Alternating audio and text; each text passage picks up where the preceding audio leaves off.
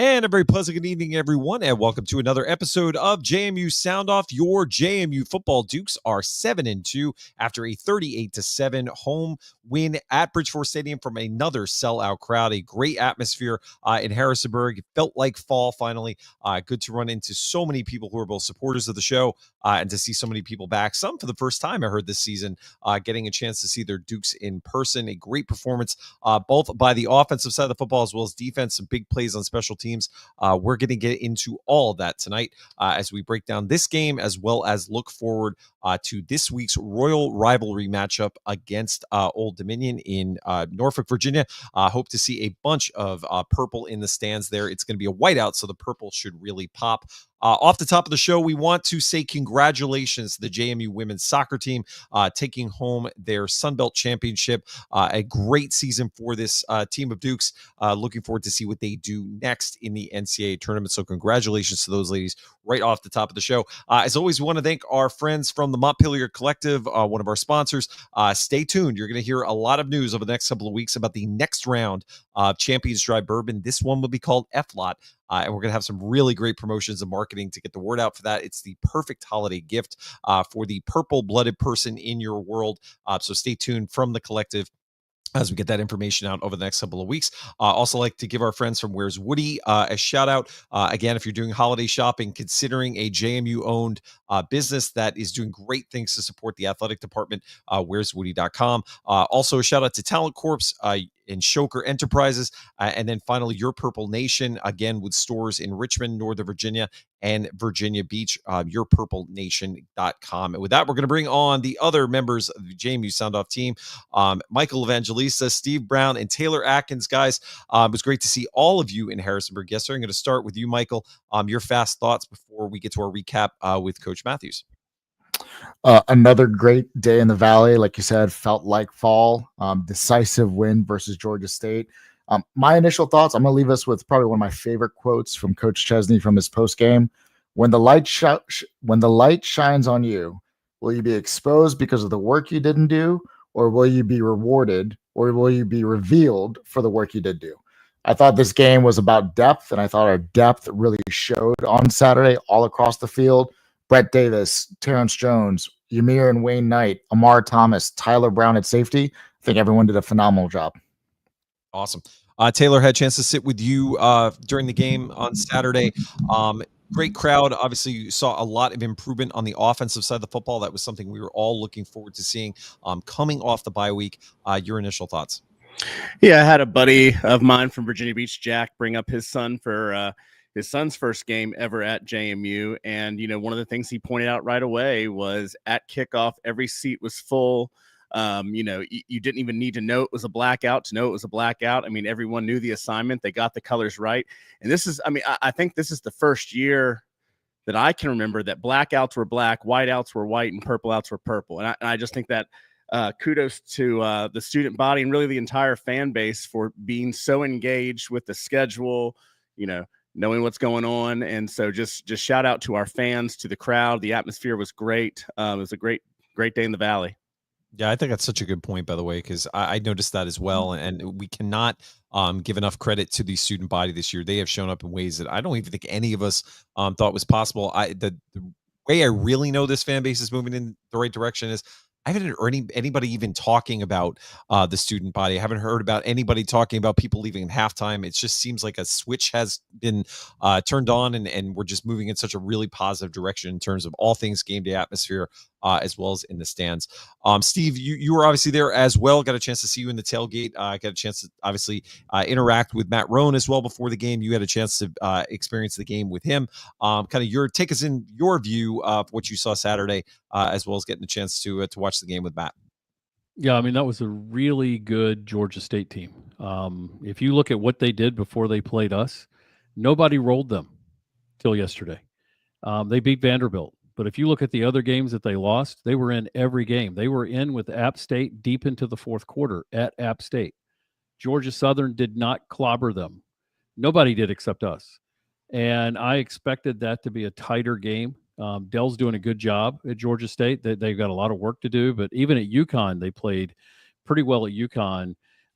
We overwhelmed them at the line of scrimmage about halfway through the first quarter. When they tried their flea flicker is when we decided to turn it on. So we gave up some run fits in the beginning, gave up a couple passes. They tried their flea flicker and missed it. And then we shut them down and we dominated them from the offensive line. And to Michael's point, the backups played well. And I don't even want to call them backups. They're just other players that are coming into play. And we didn't miss a beat. So everywhere we're playing and everybody that's plugging in, we're good. So it's a good warm up for ODU. That is a very similar quarterback to ODU, very similar. Some of the things they do are similar to ODU. And so I thought that was good. If we play like that the last 3 games, nobody's going to touch us. So I'm liking what I'm seeing. Awesome. And with that, we're going to bring on Coach Matthews. Coach Matthews, I know we are competing with another television program in your household tonight, the Yellowstone, for those who haven't watched it. Great program. So say hello to your wife. I know she's enjoying that in the background. Take us into your Saturday viewing experience and maybe your initial thoughts on what you saw from the Dukes in Harrisonburg with a big win over Georgia State and bringing us to 7-2. Well, I really thought our quarterback, he really played well. I think his I've said this many times on this show, his touch on the short passes were really good. He throws the deep ball good. He threw the deep ball good against Charlotte, but he's had to learn to throw the short ball and throw a good change up. And I thought he really played well. I thought we've added the option to our game a little bit. All the fans out there, when a team plays, they snap the ball 60, 65 times against you. And if they run the option 5 or 6 times in the game, that is totally a mind changer defensively, because you always have to say, when you call a defense, the first thought you say, what if they have the option called? It's a big, big play for the offense.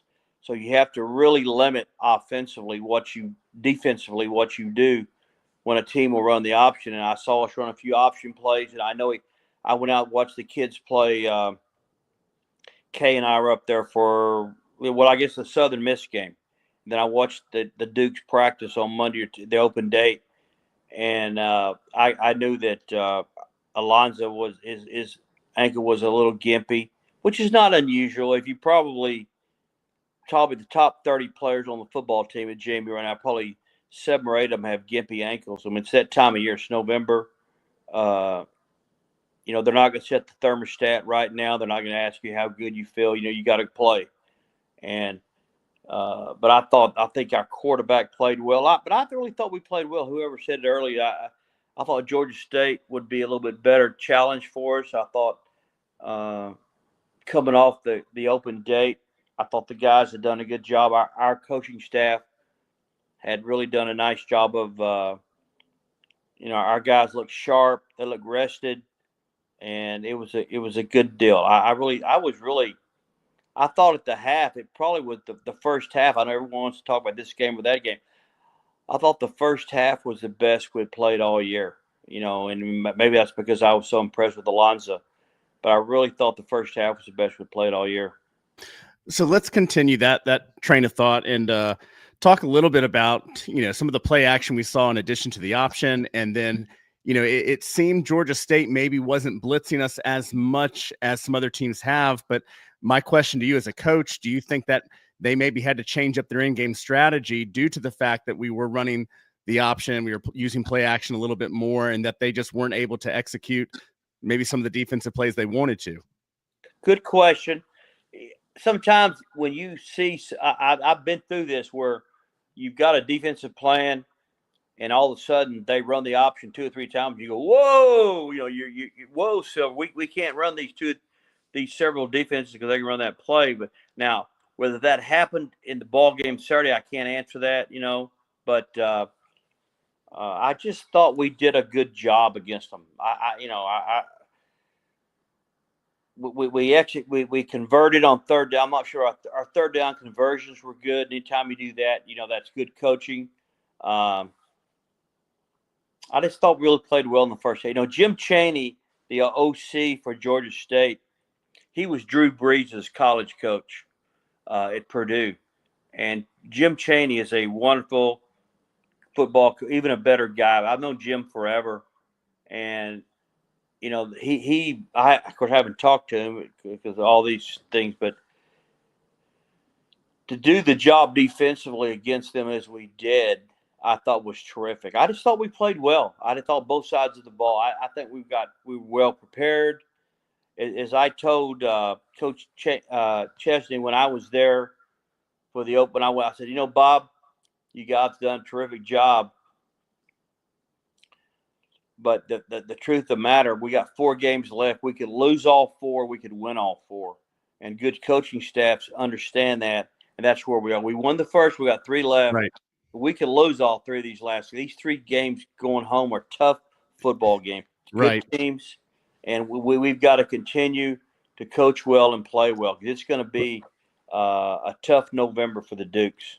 Well, I do want to move over to the defensive side of the ball. And, this was a defense that was operating without Jacob Dobbs. And still, some of the numbers they put up, I believe this is correct. I believe they only had 1 play over 20 yards the whole game. How about that? We were the first team to hold them to single digits. It's only the second game they scored less than 21 in a game. So, while they haven't been adding W's into the win column, they have been putting up points against these teams, and even I think 36 points against Vanderbilt, like Steve said. So, considering that Jacob Dobbs and kind of one of the leaders of that defense was out of the game, what did you see from the defense that prevented big plays and really prevented Georgia State from having the worst offensive production they've had all year? Easily, we really tackled well. I thought when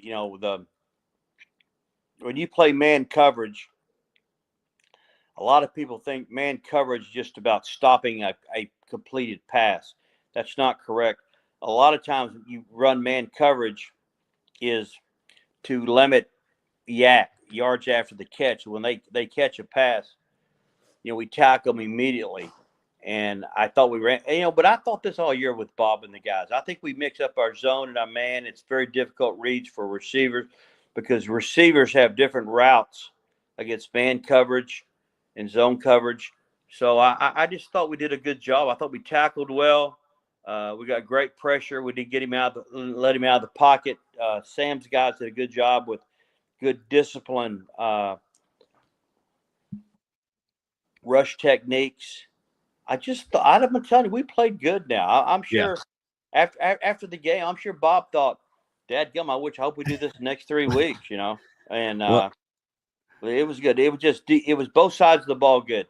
Well, I'm going to kick it over to Michael to talk a little Old Dominion, but first I do just want to ask one question because yes, sir. If I had a Mickey Matthews visor on the sideline, that little screen pass to Wayne Knight out of the backfield where he caught it took 3, 4, maybe even 5 steps before the guy knocked it out of him. They called it an incomplete pass. It was probably the if I had a visor on, I would have probably thrown it halfway to the hash mark. Let me tell you what I used to ask the officials. I said, Mr. Official, sir, would you please reconsider your decision here? And I'm really asking humbly, would you please reconsider your decision? And I will certainly abide by your final decision. And I don't think that river went real far, but I tried. All right, Michael, I'm tossing it to you. I was going to say, Coach, you said it exactly like that too, right? There were no other words, no other fillers. It was just a polite ask every time. Well, let me tell you, our preacher, John Sloop, at the First Pres where Kay and I went, he told me one time, he said, Coach, I'm sitting on the second row behind the sideline there, and I want you to make sure you're a good example for everyone at the church. So Dr. Sloop heard my language one time. He corrected me. And I always tell him, Dr. Sloop, when you're preaching during your sermon, you're always looking right at me after the games on Sunday morning. So he said, Coach, you need all the help you can get. So Dr. Sloop, I said a few bad words, but I apologize. That's hilarious. I love it. I love it. Well, let's keep the trend about defense here. We're going to Old Dominion next week.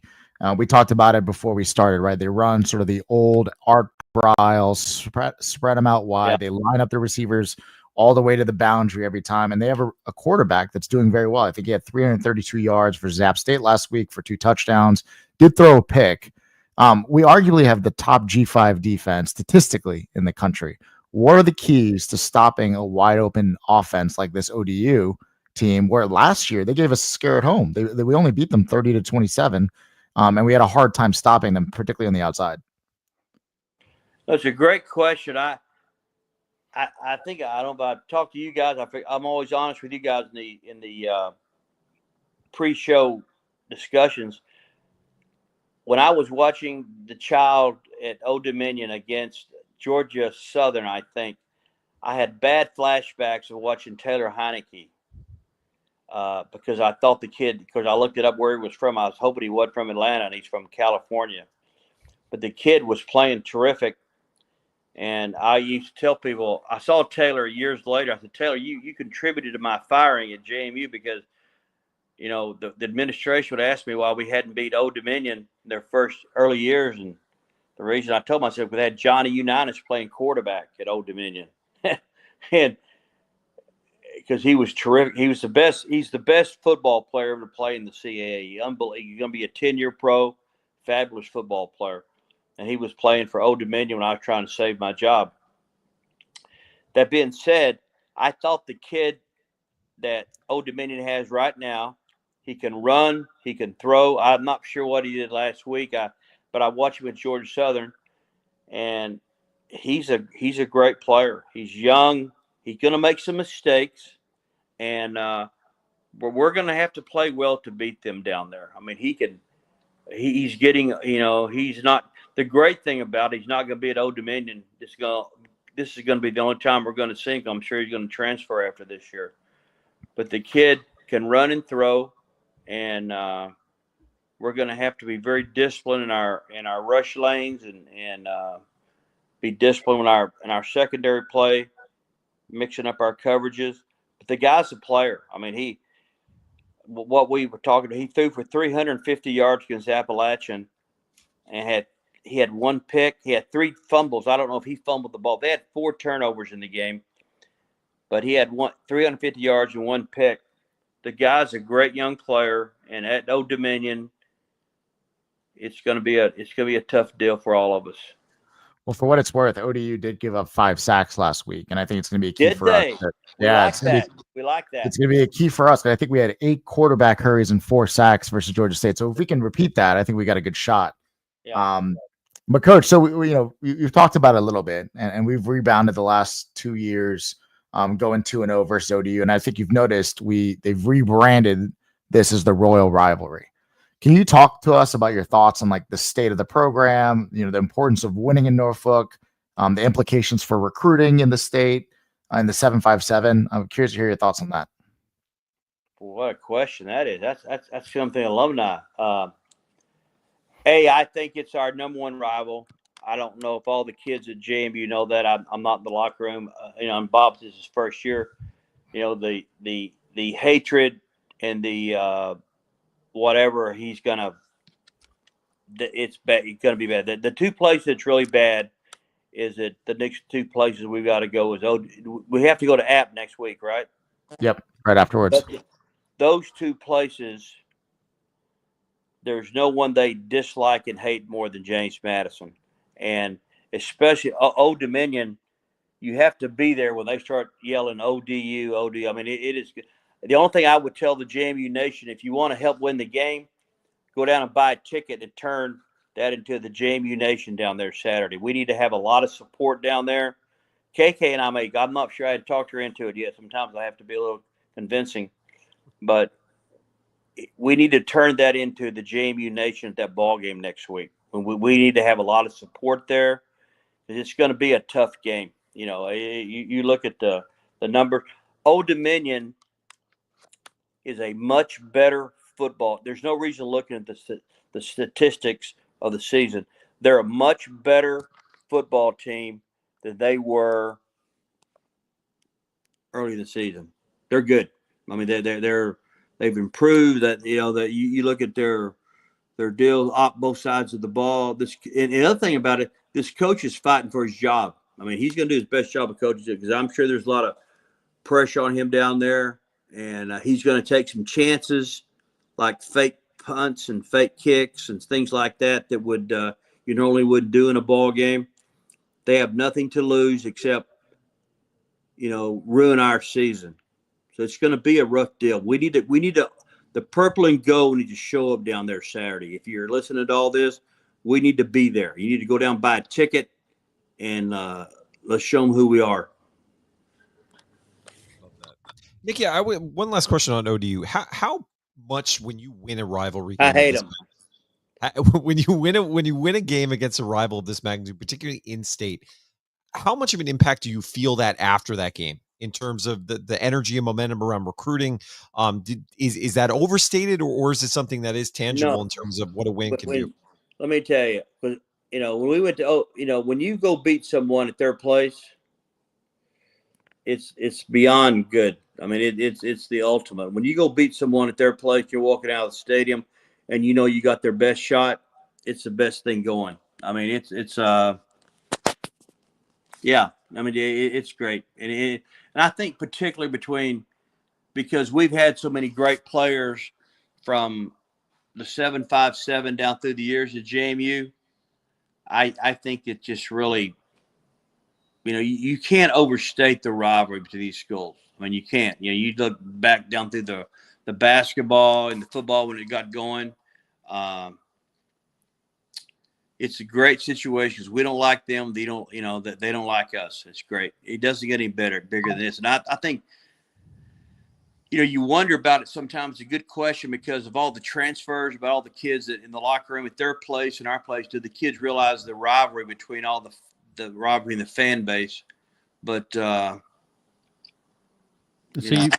you've got that venom from 12 years ago. Oh shit! Okay, we'll make sure we remind them, Coach. Don't worry.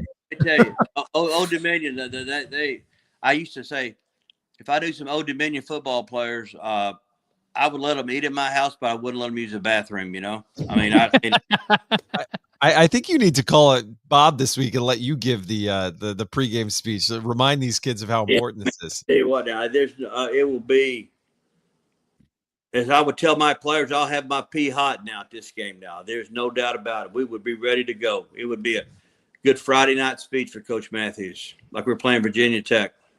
When Virginia teams play each other, it's big. And these, it's big. When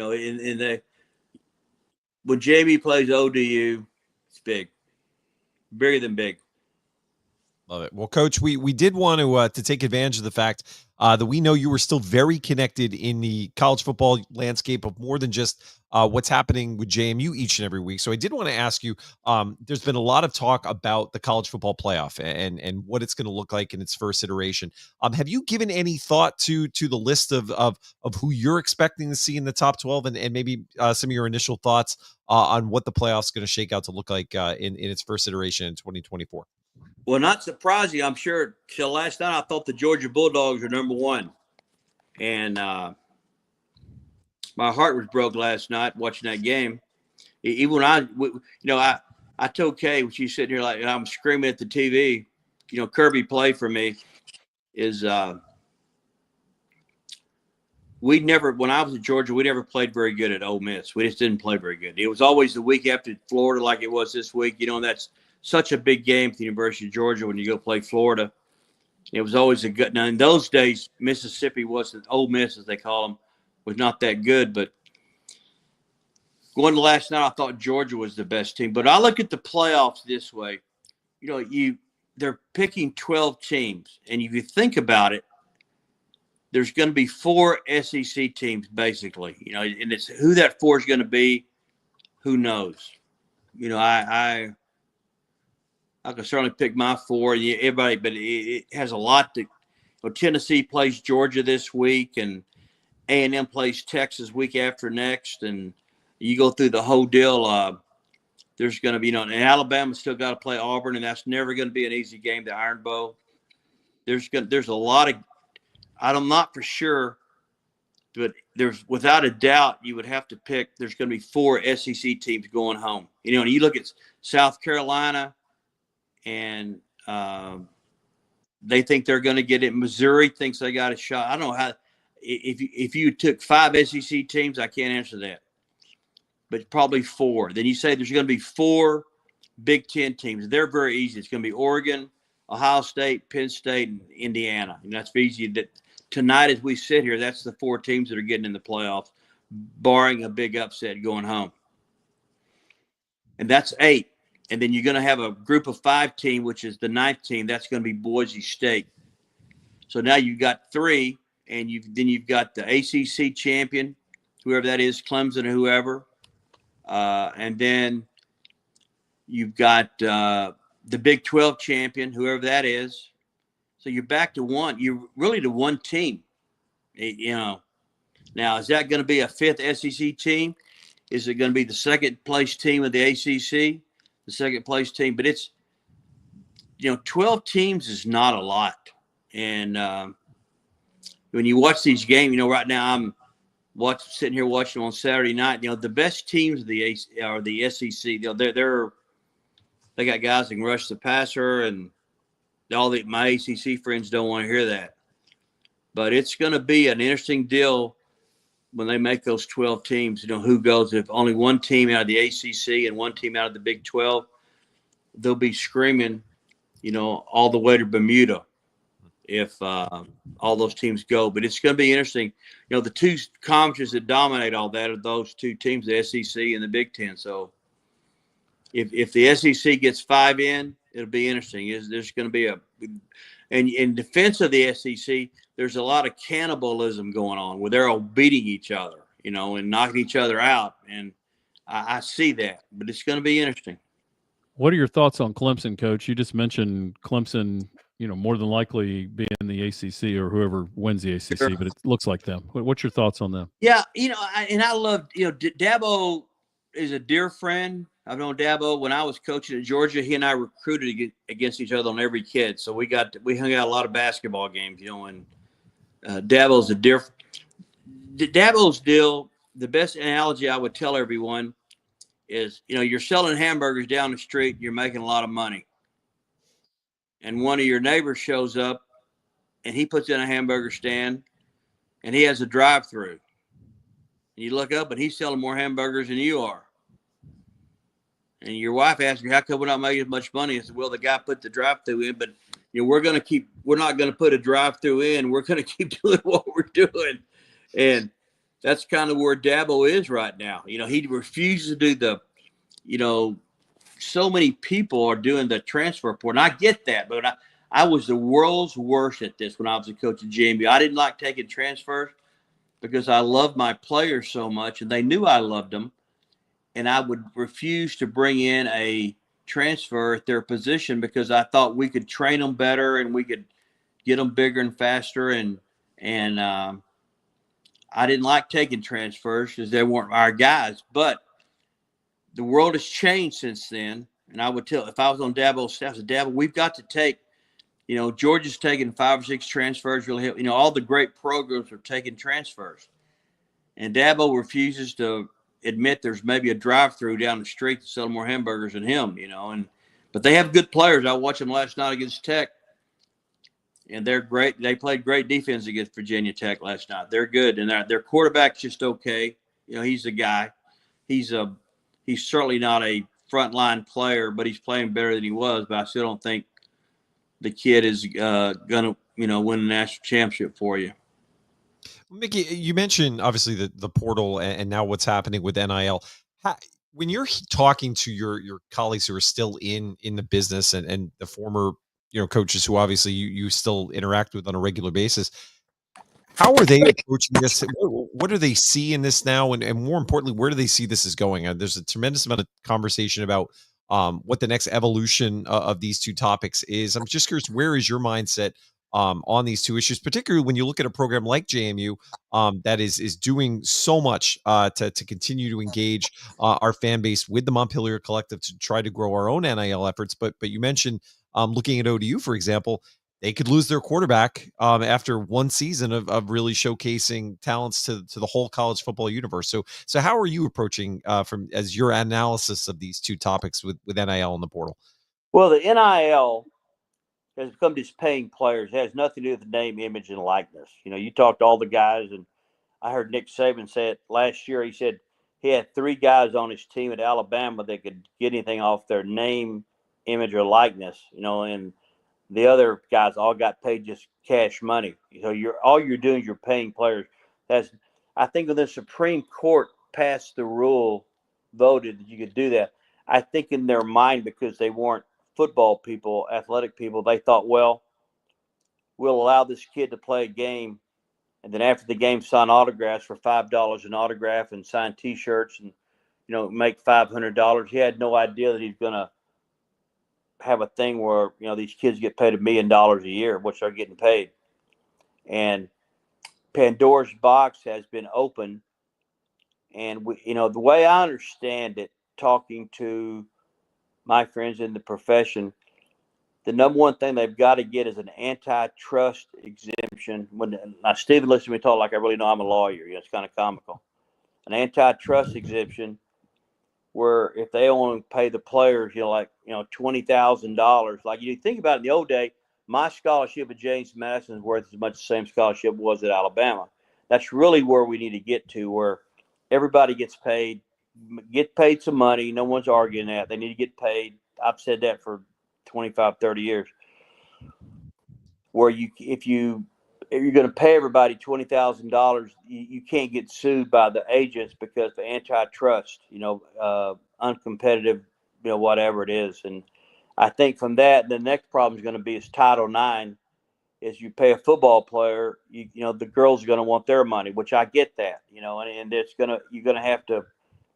going to have to really have, good attorneys, and the federal government, Lord help us all, is going to have to get involved to pull all this off. But right now, I don't think it's a workable solution right now, what we're doing, operation. I mean, these kids are, you look right now, it's November the 10th, probably 3/4 of the college football and basketball world, they're looking to transfer. They're not transfer, they're just going for another payday.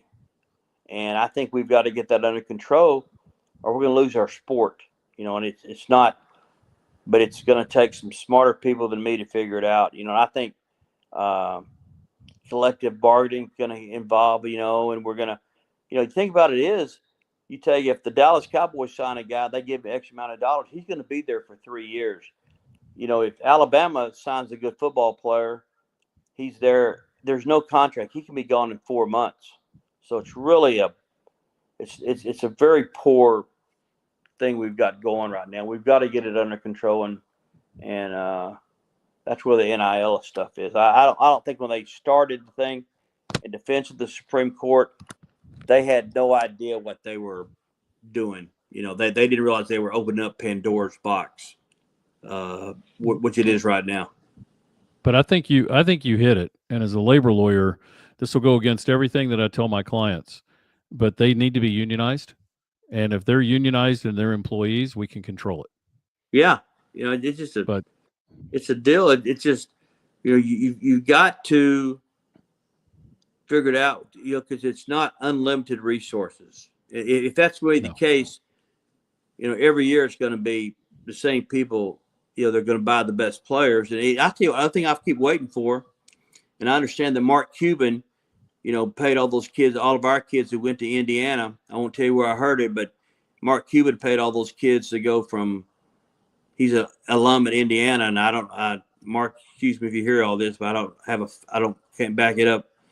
But you paid all those players to go. So a really wealthy guy, if he wants, let's say Rice University, let's say Wake Forest University, any alum who all of a sudden has got $1 billion that I want to win football games or basketball games at my school, he can buy a team. And I think that's a bad deal to do. I don't think that's good. I don't think that's good for anybody.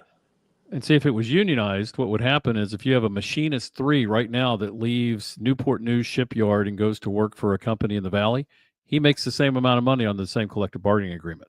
Yeah. You don't get to leave and go make more money. You make what the union scale is based on the collective bargaining agreement. It would stop all this nonsense of going from team to team.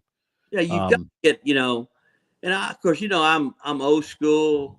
My mother, I don't think she's worried about when I went to school. I got a degree. And I think, when these kids transfer, they lose hours. Somewhere we got to convince the presidents that somehow that, we're worried about these kids graduate from school and get a degree. That's got lost. That's totally lost. When these kids transfer, they lose hours. They don't, and all of them think they're going to the NFL, and hardly any of them are going. and you talking to them about this like talking to the wall over there. They're not that coach. I'm going to be the guy that makes it, and we've got to get them degrees. And I believe in educating children. That was the reason I was in the business. I believed in educating kids and having great experiences. And I was old school. So. Well, let's do something fun. Let's move you into making some picks for this week. I know you got some picks you want to talk about. Yeah.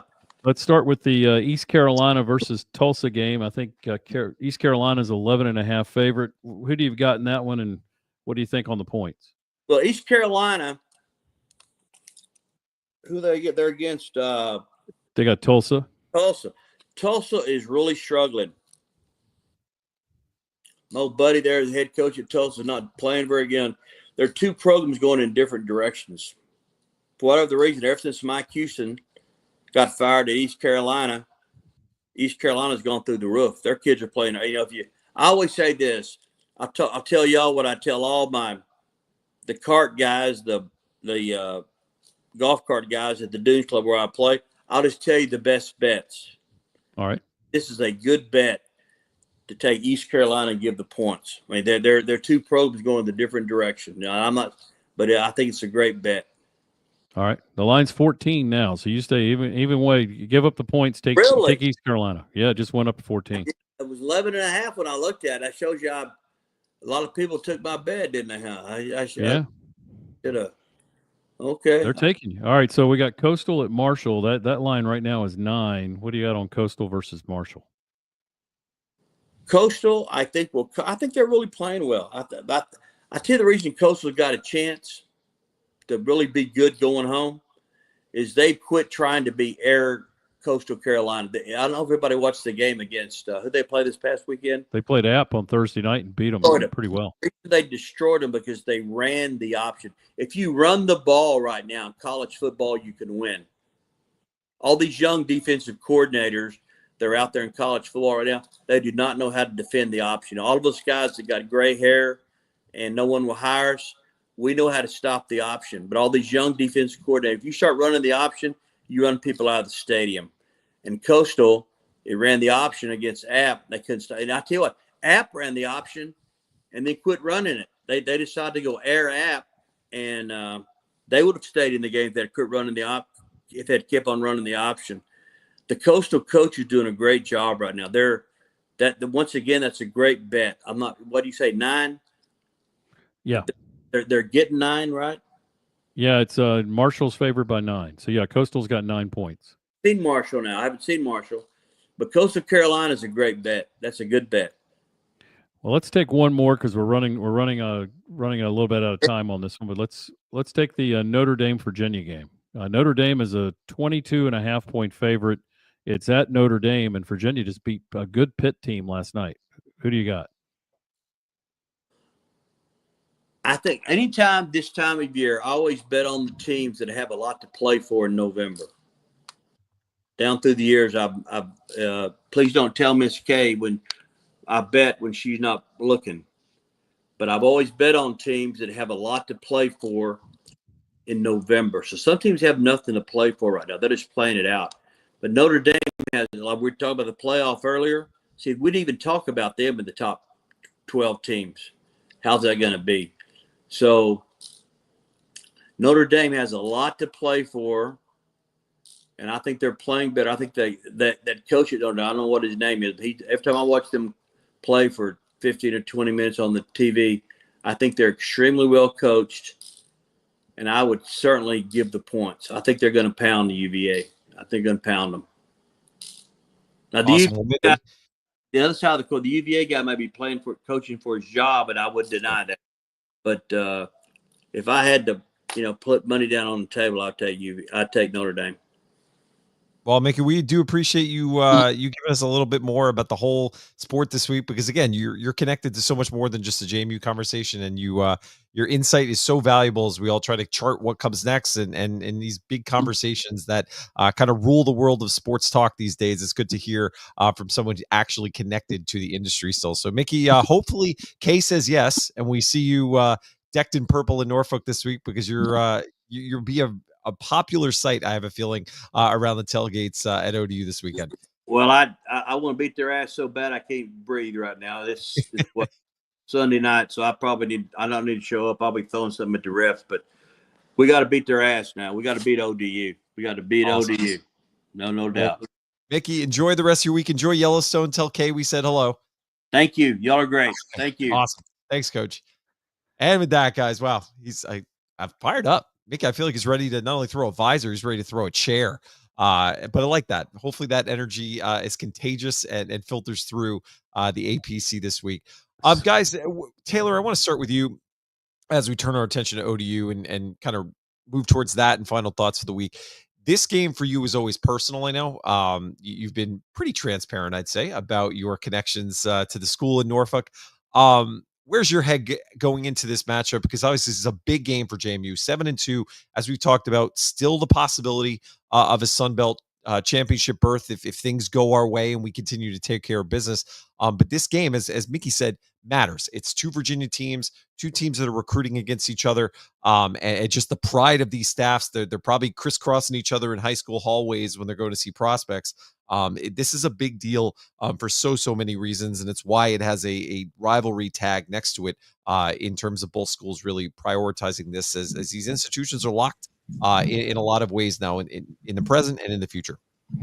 Yeah, I mean, Old Dominion kind of shot out of a cannon when they started up their football program again about 13, 14 years ago. And, they had, I don't know how many, I think it was 6 or 7 consecutive years of sellouts. And, Old Dominion kind of acts as like the professional sports team down in that area. I believe Hampton Roads is the largest metropolitan area in the country without a professional sports team of the Big Five. Yeah.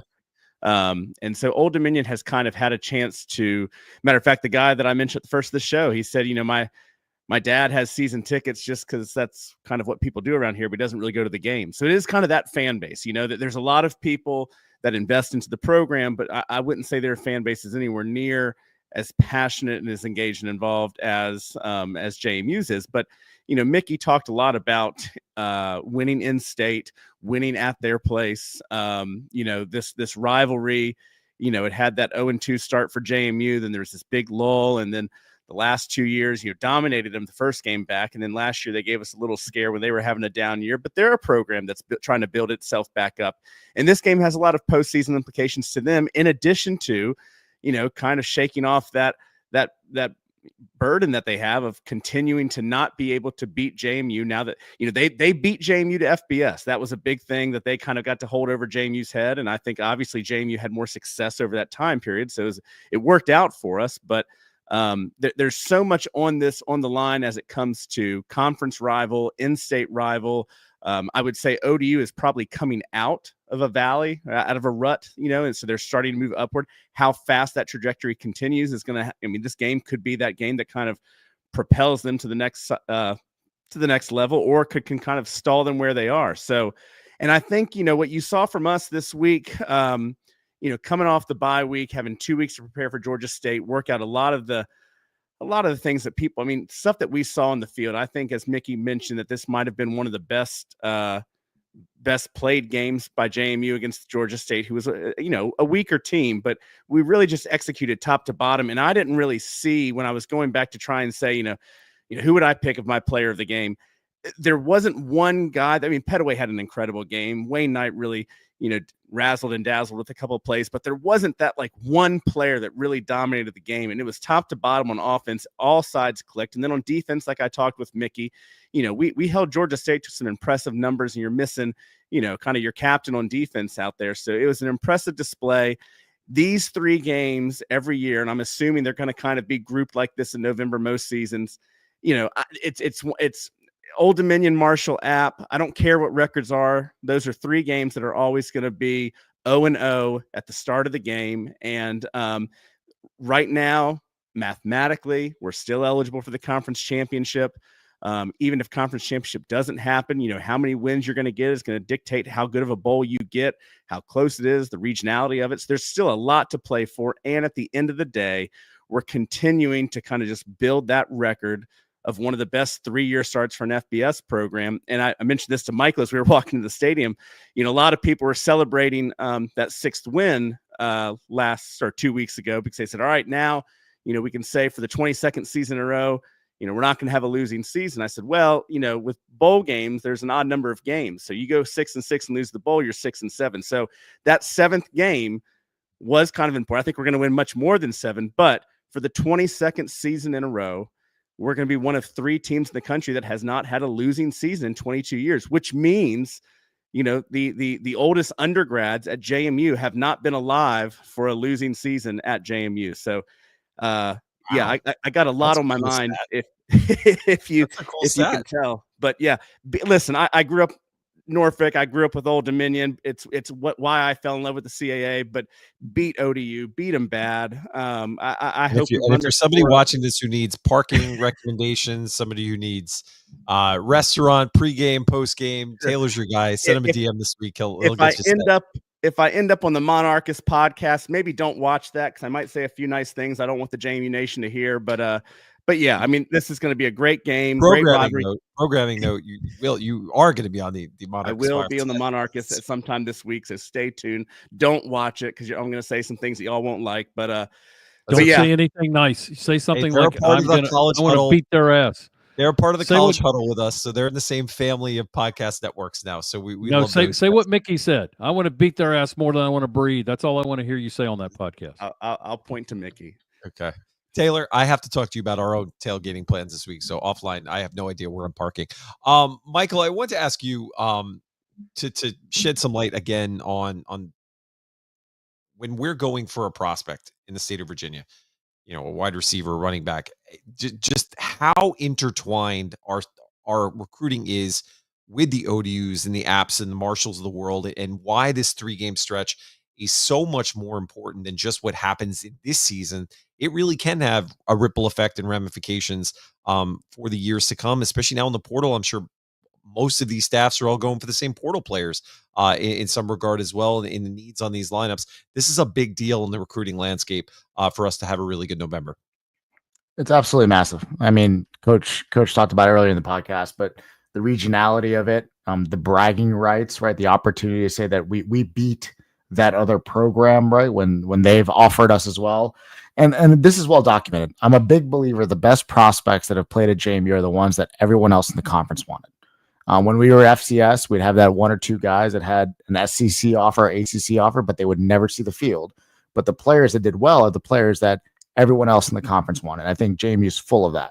So I think it's massive, right? Like if we can go into and talk to a prospect that has an App State, a Coastal, a Georgia Southern, a Marshall offer, and say we have a winning record against them, we have a larger crowd attendance, we have a better record all around, we have a history of championships. In some cases, we also have a collective where others do not have a collective. That is a tremendous advantage.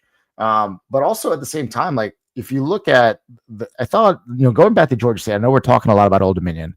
I thought the coaches did a really good job, particularly on offense, sticking to their guns. And what I mean there is, if I'm a recruit and I'm a receiver, and I look at how they use Cam Ross, Ymir Knight, and OD this past week, and you'll notice they didn't mix it up too much. They were the top 3 receivers, which I believe have been they're probably the most productive set of receivers on the field all year. And they were, I mean, we just said we are more athletic, we are faster than you, and they put those players in compromising positions versus that defense, right? And Taylor Thompson as well, like looking at isolating them. It's kind of like, this is probably a terrible analogy, but you look at modern day basketball, there's not a lot of it's a lot of very positionless basketball. We kind of have positionless offense right now. We have Ymir Knight, who's a receiver, lining up in the backfield. You have Taylor Thompson that is sometimes out wide, sometimes in tight end. We implemented I think this is a new formation for us this year where we have Kyrie Wright in sort of this H-back role in the pistol, which I don't think we've seen that all year. And that was brand new. And I thought it was a great job of our coaches saying, here's what we're good at. Let's self-scout. We are faster. We are quicker than most players, most teams. Let's isolate our best athletes. And let's move our quarterback around. He was only, I think, sacked 1 time. We had 2 negative plays all game against Georgia State, which you look back at a lot of the procedural things that we talked about. I think that's a big plus for us. But going back to Old Dominion, I think we have to educate maybe some of our younger fans on how much we actually do hate them.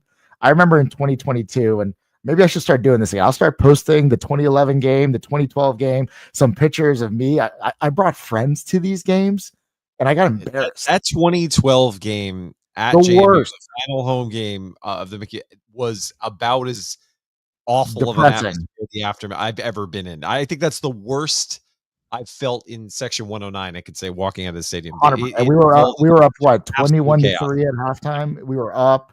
I brought two of my coworkers. We drove the 3 hours. I was like, oh, this is gonna be a great game, and it was just embarrassing. I think it was awful. And I tell people, if you were a fan, and there's definitely different eras of fandom, but if you're a fan between 2011 and 2013, and you love JMU, you're gonna be a fan for your life. And many people will remember that game very well. Absolutely. And Steve, as you've said, this is the next game in this important stretch for this team. To go back to Michael's point, we asked a lot of questions about what we would see from this roster. There were a lot of people in the fan base asking questions about, would we self-evaluate in a way that would cause us to be stubborn and stick to what we do, or would we evolve to be a better version of ourselves and get to what Chesney said on the Rigger show, is we want to be playing our best version of ourselves in November. It really did look like we learned the same lessons from the first bye week and took a lot of steps to, as Michael said, to enhance this roster and enhance our play calling to maximize their strengths. And we've seen it in a big way. And some people will say, well, it was an opponent that was a little lower in the guard. But as you said, this is the first time anybody's blown them out all season. And that has to bode well, for, if anything, from a confidence perspective as we go into this stretch, because now this offense feels good about itself again. Which, as we've seen in the past, can really be the type of thing that can propel them to sustain success, is just believing that they can do it. Well, I mean, now you're seeing the stuff that Chesney's been talking about since December when he was hired. You're now seeing the stuff he talked about all spring and all summer. All the people that they put through all of their different paces, all their different culture, all the folks on the roster are now stepping into positions that a year ago or 2 years ago we could not have done. If we would have had the Jacob Dobbs of our world go down, you wouldn't have seen us be able to roll the way we rolled yesterday with no let up. You saw, people stepping into different roles in different ways, and people aren't going to understand. Well, they might. When you lose a center, you've lost the quarterback of the offensive line. And he stepped in, Brett stepped right in with zero problem and did just fine. So we saw, the center take over. He did a great job. He actually took over when Tanner lost his helmet in the first quarter, and then he took over and Tanner got hurt. It was flawless. You didn't see one snap that hit the ground. You didn't see one snap go over Alonzo's head. Snaps were perfect. He controlled that line, and he called the line. We control the line of scrimmage. We will control the line of scrimmage at ODU. This is not about them. This is, honestly, when Coach says it's all about us, it really is. We do what we do. You're not stopping us. And if you look at what ODU's done, I'm not saying ODU's not good. They're good. Georgia Southern's the only game ODU blew somebody out. Tech rolled them. They got blown out by Tech. Every other game was within 7 to 10 points. So they were in every other game. They should have beat South Carolina. They should have beat ECU. They were in these games. They're a very good team. This will come down to the fourth quarter, and we will wear their asses out for 3 quarters, and in the fourth quarter, we will pull away. This will be a close game. I've got us, somewhere in the 24-17 going into the fourth quarter, and then we will end up winning that game going away. 38-21 is what you'll probably see, or 38-20. But it's going to be a slog and a half. So we're better than you, ODU, and you know it. So we're coming, and we're coming hard. Can I add another point to Steve, John? Yeah. Go ahead. I think Brett Davis just filled in phenomenally, right? No procedural errors. Earned a scholarship this year, by the way, was a prior walk-on from Northern Virginia. Great job. I think the one player we haven't talked about yet, at least in depth, that I'm so proud and happy for is Torres Jones. Yes. Remember him? Talking about the 757, he's from Portsmouth, Virginia, big-time recruit at the tail end of our FCS years, etc. He was a rising star. I remember 2022 against Middle Tennessee State was his first game starting after he tore his ACL, and I think he had the safety. He had multiple tackles for loss. He went into last year as a starter before he got hurt versus UVA, and then I think that's when Aiden Fisher, obviously he came out of his shell and became an exceptional player. But to see Torres Jones, number 0, battle adversity. I heard he had his first son also in October, so congratulations to him as well. But then to come out and look like he was having fun. I think he led the team with 5 tackles. I think he had 9 total. He had a sack. He was all over the field. He was covering the running backs. He was making big time hits that we remember Torres Jones making. So the fact that he was able to do that, once again, the depth is coming out, right? He's able to show up. And I think he had the green dot on Saturday too. So he's calling all the plays alongside Trent Hendrick. I thought it was a phenomenal job. So shout out to Coach Sparber, Coach Hempel, just getting him prepared. And honestly, it was a dominant performance up front. Yeah, awesome. 100%. I mean, Torres is one of my all-time favorite.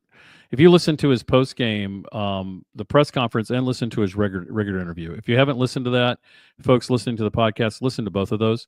You'll get good insight into this young man, and it's phenomenal to see where he is, and I'm extremely happy for him. I did want to give one shout out to Taylor Thompson, though. He has a kind of a big drop in the first half of the game. He could have hung his head. The coaching staff could have went away from him. What they do? They go back to him, catches a big touchdown. Again, that shows this staff doesn't give up on players when they have a bad moment. He didn't give up on himself. So shout out to Taylor. I thought he's had a monster season for this team. And that growth with the quarterback and the tight end relationship is important. Did want to mention there's some other news in JMU sports that we want to just touch on real briefly. JMU women's basketball off to a 3-0 start for the first time since 2018. We had Coach O'Regan on last week and wanted to talk about that this team's need to get off to a good start, get feeling good about themselves because they have a monster schedule. But this team looks like they're ready to roll early in the season. So really great to see. Also, men's basketball did lose their first game of the season on the road in a tough environment, Norfolk State. Those HBCU games are tricky at times. Obviously, no one got a chance to see the game, but looking at the box score, if you're looking for a positive, really successful on the offensive rebounding side of things. Not our best shooting day.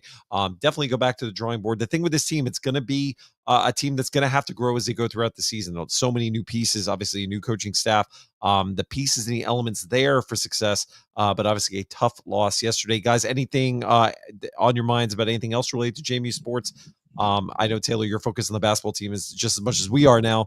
This is a tough result, especially when you look at the conference. But as we talked about in kind of some of the text threads, this is a tricky opponent, and these HBCUs do tend to trip up people early in the year.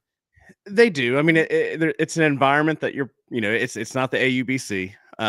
They do have the 6th longest home court winning streak in the country. You heard probably if you did listen to the radio broadcast, they won the CIT. Having said that, even last year, their net, I think, was around 220, 225. It's not going to probably be a good loss for us. But I think the basketball team, first of all, the way they came out against Ohio, I think they went on to beat UNC Asheville. They're a very good team. They're a very talented team. And I'm going to kind of reference back something Michael said with football, when you saw how we played against Gardner-Webb, who is not a good FCS team this year. I think last I checked, they're 3-6 or something like that.